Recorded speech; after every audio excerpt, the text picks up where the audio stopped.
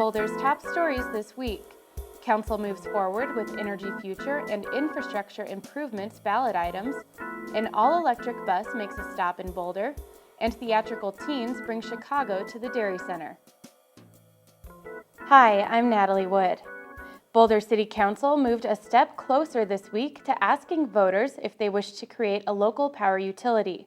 Council voted unanimously to approve 2 ordinances on first reading that would seek voter approval for the creation of this utility, provide Council with authority to issue bonds to pay for it at a later date, and increase the Climate Action Plan tax to pay for its costs that would be required in the meantime.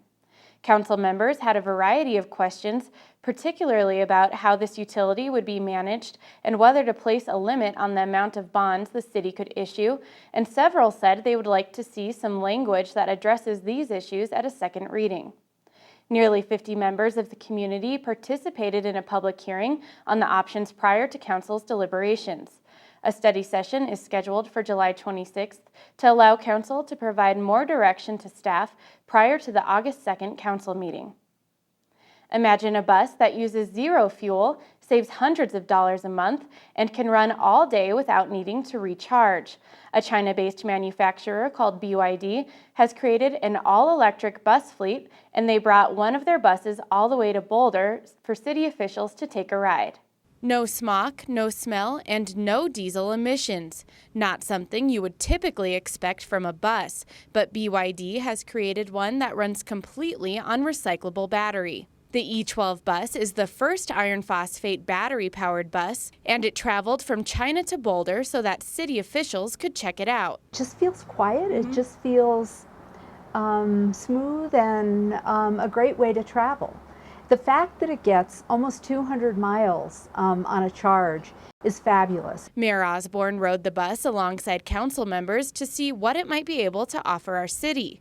What they found was the E12 uses zero gas, has a completely disposable and environmentally friendly battery, and it can drive almost 200 miles on a single electric charge. VP of BYD America, Michael Austin, says there's a reason such a special bus made the long trip to the Boulder area. Boulder has already said they want to promote high renewable content. Well, you can take advantage of that high renewable content in electric transportation, public transportation taking advantage of that renewable energy, which today, if you're only diesel buses, you don't get to take advantage of all that progress that Colorado and Boulder and Lyons that they're making with these renewable contributions. With an electric bus, you take advantage of those committed resources. We're very excited about being here in Boulder and almost the heartland of renewable energy, and you can almost feel the energy in the city. There's no doubt all electric vehicles like the E12 are the way of the future. With the right battery and solar technology already in place, it's likely a phenomenon that Boulder will latch onto. The idea of all electric vehicles, whether they be cars or taxis or shuttles like our hop, skip, and jump.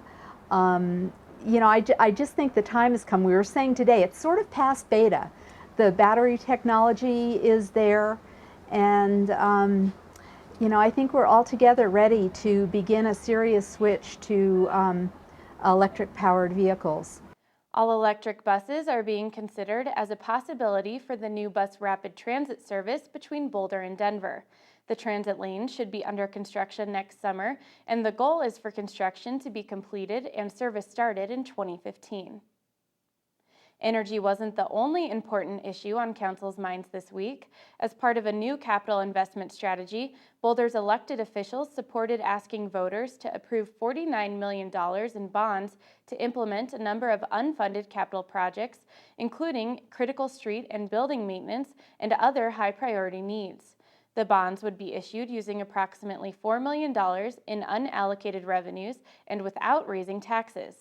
City officials said that bonding to pay for these projects is necessary to address aging infrastructure and make necessary repairs before more costly reconstruction or safety concerns become emergencies. Council approved the measure on first reading and will discuss it again on August 2nd. While the capital investment strategy is intended to help the city find money for a number of unfunded but critical projects, the city's capital investment program is the annual effort to chart out which projects are ready to proceed in the next 6 years. This week, City Council toured a number of the capital improvements program options to gain a better understanding of proposed public physical improvements.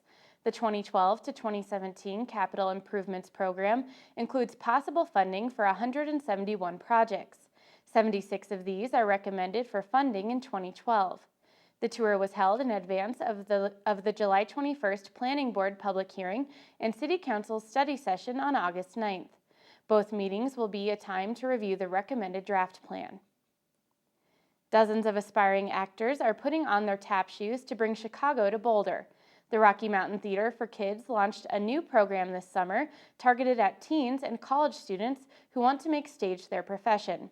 Founder Michelle Romeo says she couldn't be more excited to give young people the chance to perform in Chicago and explore precise acting techniques. We're really excited about it. It's a rare opportunity for young people to have the opportunity to perform in Chicago. They're really getting tools and technique that they don't get in sort of a regular rehearsal situation in community theater or even in high school theater. The directors and teachers simply don't have the time to spend really training the actors. So we've done a lot of method acting work, a lot of work in specific dance technique. Obviously Fosse has been our focus, and jazz, as well as a vocal technique. So I think they're really going to leave this program with far more tools for their trade than they did when they first came in.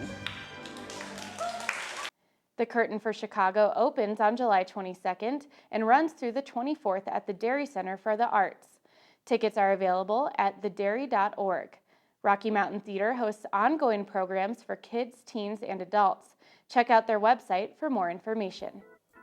That's all the time we have for this week. You can connect with Inside Boulder News on Facebook by submitting news tips and questions. Just search for City of Boulder Channel 8. I'm Natalie Wood. Stick around for more Inside Boulder next.